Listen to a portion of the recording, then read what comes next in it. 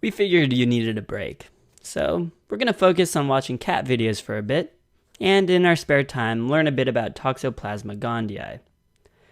So Toxoplasma gondii, or toxo for short, is one of the many microbes that are particularly important to the pregnant and the immunocompromised. It's an intracellular parasitic protozoan that can infect almost any warm-blooded animal. It's estimated that approximately 30% of the world's population carries Toxoplasma. 30%? Well, that's because in the immunocompetent, there aren't many symptoms. So a big buzzword associated with toxo is cats. So our scene's going to take place in the backyard of a crazy cat lady, with all of her little cats having a little garden party. But first, one more cat video.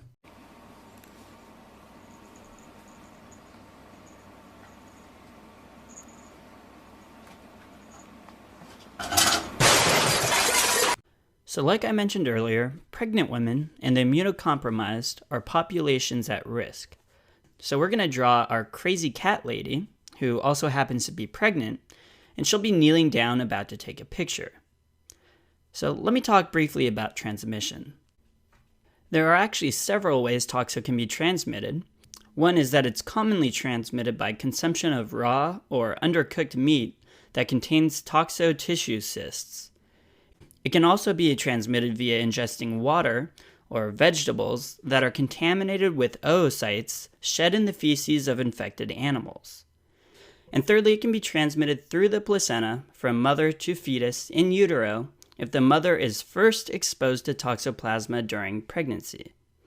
So there are really three main ways to transmit toxo. One is eating raw or poorly cooked meat. Two is coming in contact with oocytes shed in animal feces. And three is transplacental transmission, as in the torch infection.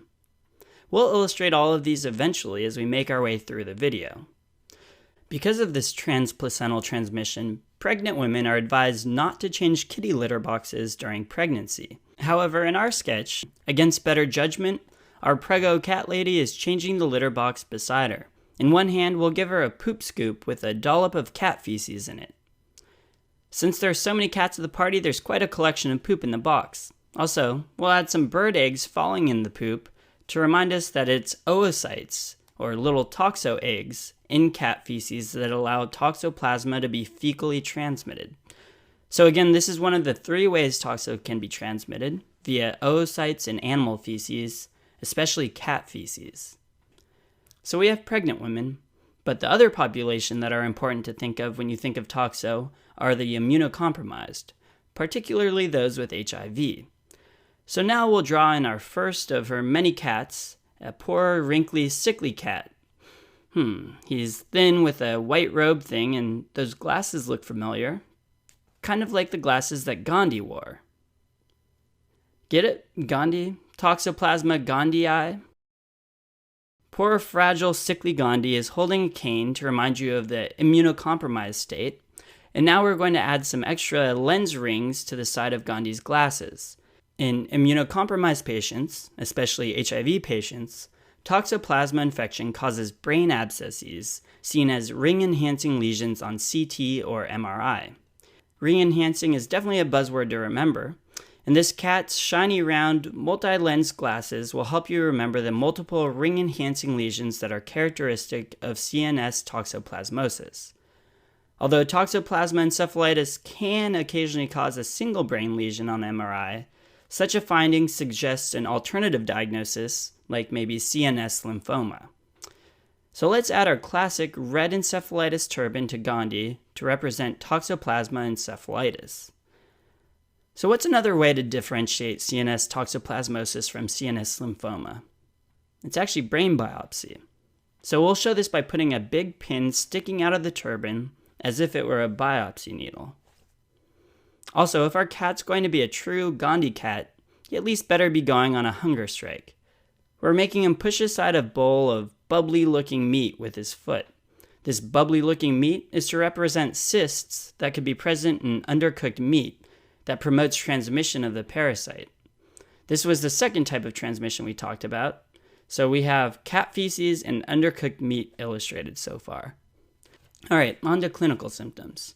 Again, in healthy people, toxoplasmosis may cause flu-like symptoms, but for the most part, it's asymptomatic. However, toxoplasmosis can be devastating, not only for HIV patients, but also for the fetus during congenital toxoplasmosis. So the T in the torches mnemonic stands for toxoplasma. So to remind you that it's one of the torches infections, we'll add a cat dressed up as the Statue of Liberty. The transplacental transmission causing congenital toxoplasmosis is the third and final way toxo is transmitted, and it's illustrated here with this torch.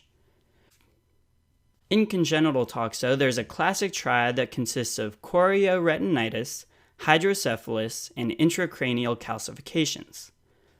We'll add some more kittens to the party to help you remember this triad. So one of them will be drinking milk. And how cute. Some of the milk has gotten all over his head. So milk on the head in Sketchyland equals brain calcifications, just like it did in our CMV video. Another kitten was so excitedly drinking water that the whole bowl got stuck on his head. A big, bulging bowl of water on the head is a perfect representation for hydrocephalus. He's trying to shake off the bowl, unsuccessfully, and the shaking, of course, representing seizures. So to round out the classic triad, we'll add another object to our host's camera, a giant flash bulb. But wait, the bulb looks a little odd. It looks awfully like a fundus, but it's grainy with a big mess of something over the retina. This is to represent chorioretinitis. And here's what it actually looks like. And HIV patients with low CD4 counts can also develop chorioretinitis. So our Statue of Liberty cat with a torch representing torch infections is looking over at the classic triad seen in congenital toxoplasmosis. Again, that's intracranial calcifications, hydrocephalus, and chorioretinitis. However, there's another symptom that's not part of the classic triad that I think you should know. And we'll illustrate this by adding another cat that will be dressed like Beethoven. And why is that? Because Beethoven was deaf, and babies with congenital toxo can also become deaf. I wish I could say that Beethoven went deaf from toxo, but he didn't. Oh well. Finally, a couple of practical details. Diagnosis is made by serology or biopsy, in which you would be looking for intramuscular cysts. But remember, just because serology may be positive, it doesn't indicate active infection. Remember, I said a large proportion of the population have been exposed to toxo in the past. So treatment of active infection is with sulfadiazine and pyrimethamine. So to remember sulfadiazine, we'll include our sulfur eggs. But let's dye them this time. That's right, we have some dyed sulfa eggs left over behind this shrubbery from last Easter. This lady sure loves her parties. And we'll put some pyramid shapes on these Easter eggs so you don't forget about pyrimethamine. Alright, last thing. You need to give prophylaxis for HIV patients when CD4 counts are less than 100 and their IgG is positive for toxo. So to remember this, we'll add a final cat, one dressed as Benjamin Franklin with an immunocompromised cane. Why Benjamin Franklin? Because his mug is on our $100 bill. The $100 bill is a reminder for you to begin prophylaxis when CD4 counts are less than 100.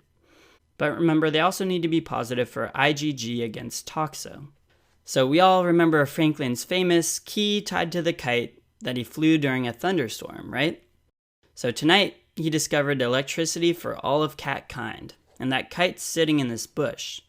The cross on the kite looks like a big positive sign, and the key is a big IgG antibody, representing that he's positive for IgG antibodies against toxo. So let's add in one more egg next to Benji over here, but without the pyramids, since the prophylaxis is actually going to be TMP-SMX, or our classic sulfa egg. So that's all for toxo. Thanks for watching so patiently. Now back to cat videos.